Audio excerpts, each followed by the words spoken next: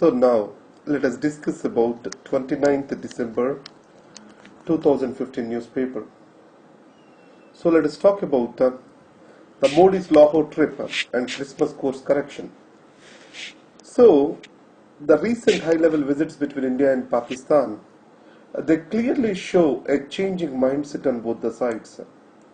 Previously, an incrementalistic steps were taken in the discussions. Though the Prime Minister Manmohan Singh wanted to take up a course correction in the India-Pakistan relationships, but it never materialized because of lack of support from his political party. But now, the Prime Minister Modi, he has took an initiative for this course correction, and from incrementalism to we are moving to a summit level engagement with each other. So in this context, what made this particular thing to happen? On one side, previous articles, if you remember, India wanted to show Pakistan in poor light and Pakistan wants to show India in poor light. Both of them started accusing each other of promoting terrorism in each other's territory. So in this context, the only dialogue is the way forward, is the answer which they got from the world leaders. And the second thing is, India wants to expose the hollowness of the Pakistani action against the terror by taking on to the international agenda. But however, West, especially America, considers the Pakistan as central to its South Asian strategy, because America's interests in Afghanistan shall be secured through Pakistan. And second thing is, it feels the Pakistan is a connector to the Islamic world for its understanding. The securing of its nuclear weapons is utmost importance, not to get them into the wrong hands. So from this perspective, West is very much closely connected to the idea of a secure Pakistan. So in this context, there is also a push from these people towards an engagement with Pakistan. And next is the Chinese influence. China-Pakistan economic corridor, China involving with the Afghanistan peace process. Everything shows the tightening of the Chinese grip, that is all-weather friend on Pakistan. So in this context, India and Washington have a similar concern about this deepening of engagement of Pakistan with China. And economic development in India needs a stable market. So the irritation at the border are increasing incidents of tensions in South Asia may not provide for a good environment for economic development. It may damage the long-term interests of India. So, the Tapi pipeline is another thing which is very much in the news. If we want to transfer the Central Asian energy into South Asia, the Afghanistan and Pakistan are the important transit routes. So, from all these perspectives, engagement is very critical for India. And next is the role of army and the non-state actors in this engagement. Whenever Pakistan and India started engagement, there is some agitation on the Pakistani army. We all know that in Pakistan, army is an important power center. So in this context, the article suggests that the back channel diplomacy shall work in engaging the Pakistani army, and already the National Security Advisor is being from Pakistan, Mr. Nasir Khan Janjua, is being from Pakistani army. He is acting already as a vital link and keeping the army in loop. But in spite of this, we need to open a backlink channel to the Pakistani army. And with regard to non-state actors, this is most troublesome. Whenever there is a peace process on track, they try to resort to one or the other terror attack, and it is creating a huge hurdle or a block. Now India hopes that engaging both army and the civilian government can reduce the risk of these terrorist attacks.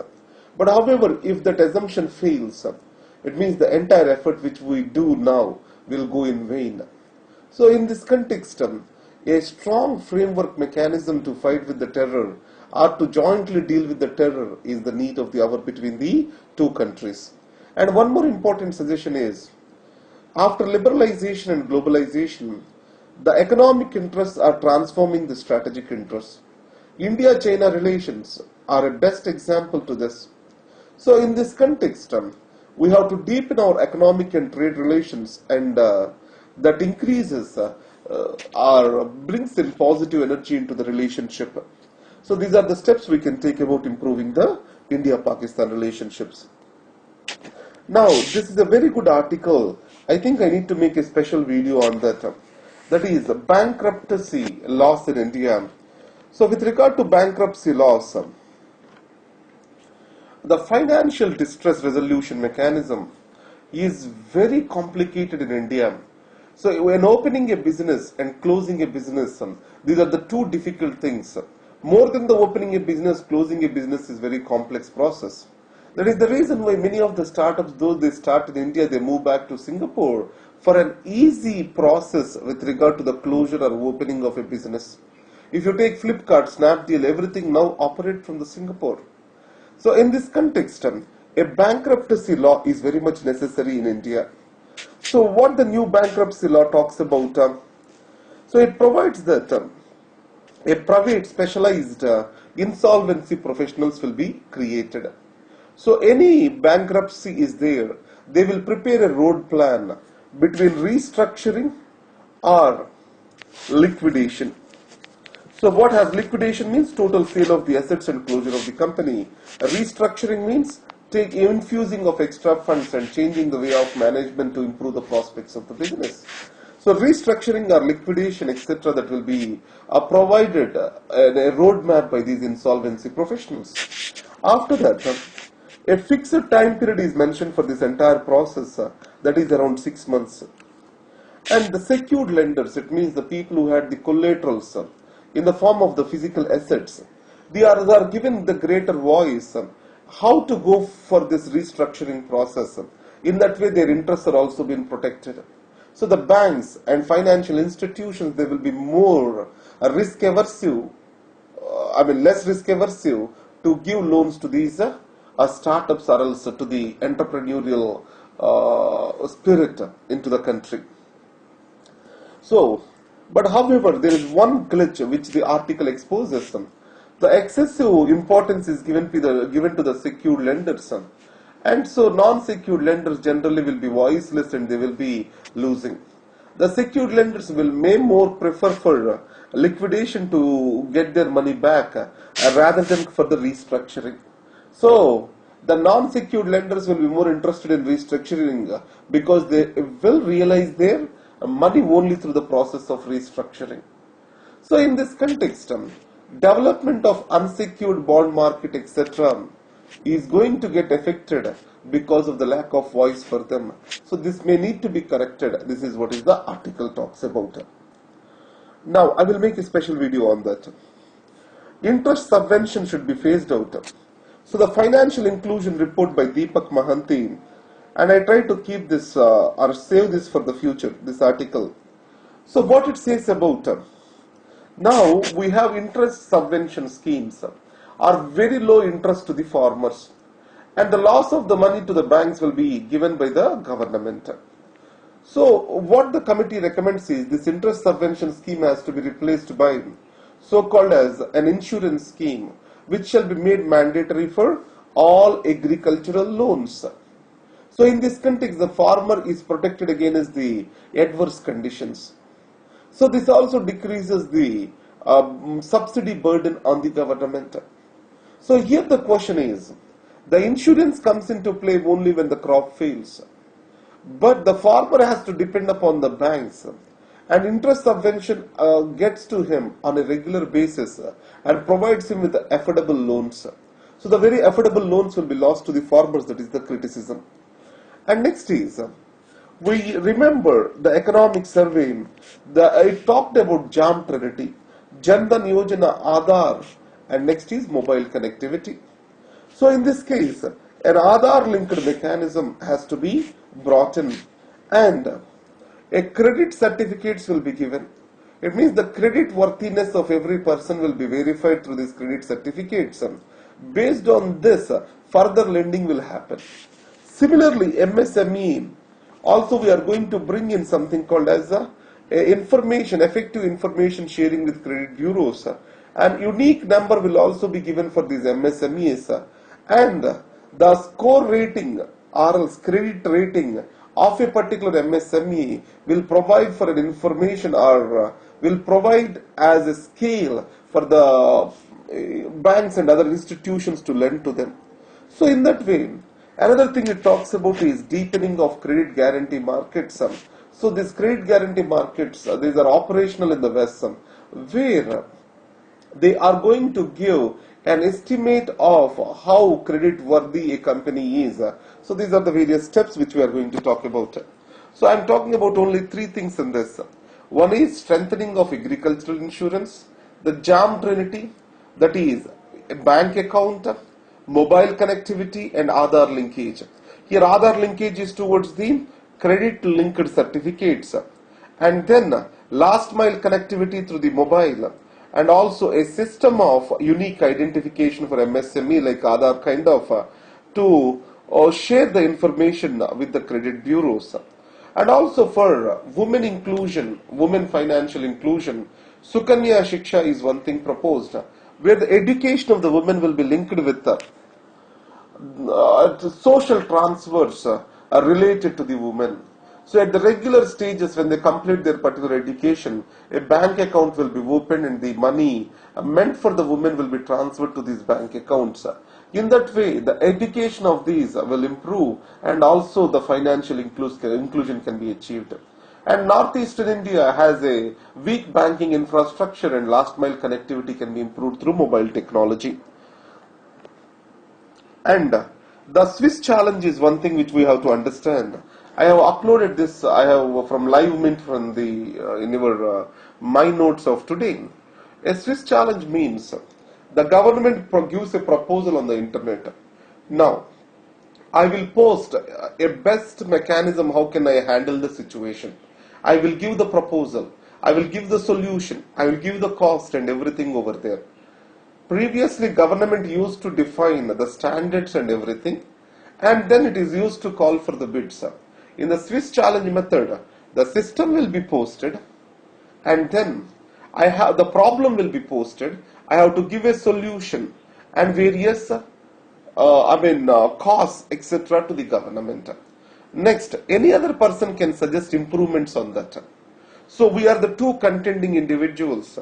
So how his program is better or my program is better, and I have to defend my program. And if I fail to do that, the project will go to the person who has counted against me. This is what is in nutshell about a Swiss challenge method. So the economic survey of last year, it has strongly suggested for the Swiss challenge method for the PPP projects in infrastructure. But existing Kelkar report, it do not provide any impetus for the so-called Swiss challenge method. It wants to do away with that because it is bringing a constant environment of insecurity and there is no predictability with regard to the function, and more risk-taking attitude is increasing. Because of this, more of the infrastructure projects are being now subjected to renegotiations in the mid-course.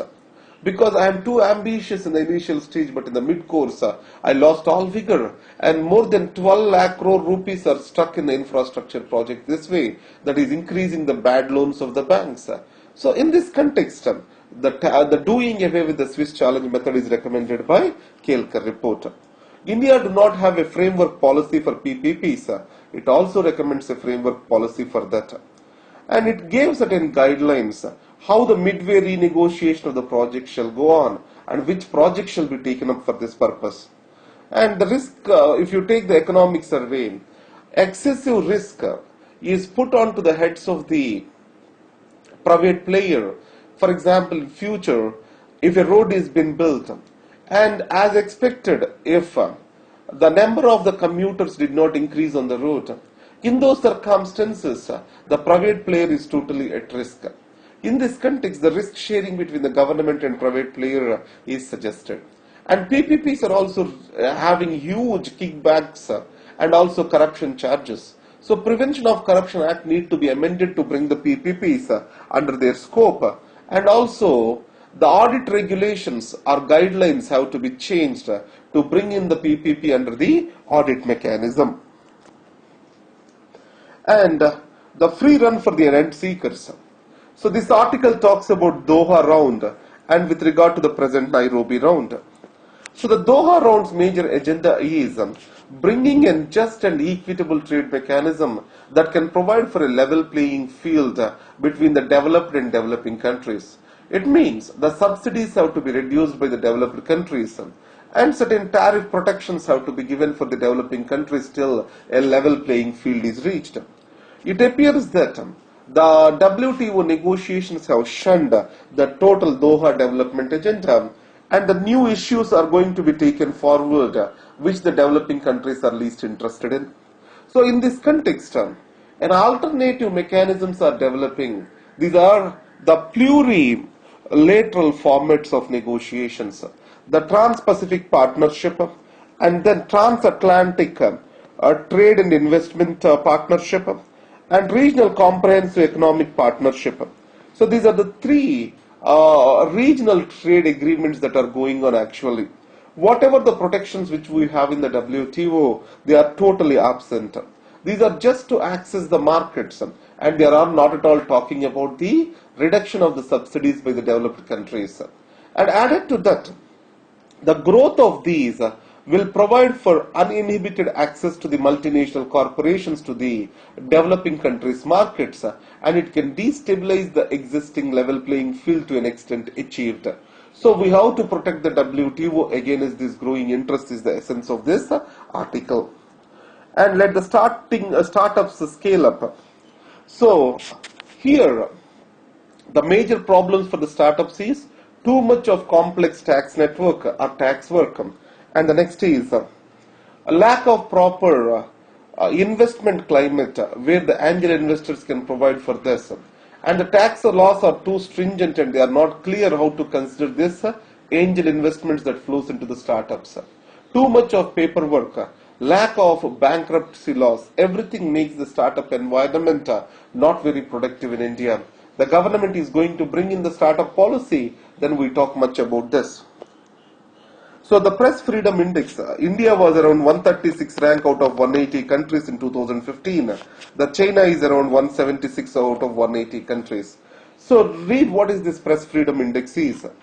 The Press Freedom Index is based on a few factors. It is given by a France-based international NGO that is Reporters Without Borders. So it is based on media pluralism and independence, respect for the safety and freedom of journalists, legislative, institutional and infrastructure environment in which media reports. So based on this particular thing has come up, the Press Freedom Index has come up.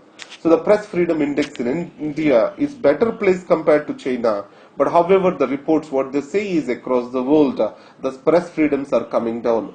The actions against the WikiLeaks by United States of America, is also considered as a negative thing by the Press Freedom Index. So remember this Press Freedom Index. Whatever given over here examples are the how the China is becoming intolerant to the press freedoms. The LPG subsidy is gone for the people earning greater than 10 lakh rupees per annum. So other than that there is no much importance over here. And then is Nehru's Kashmir Policy.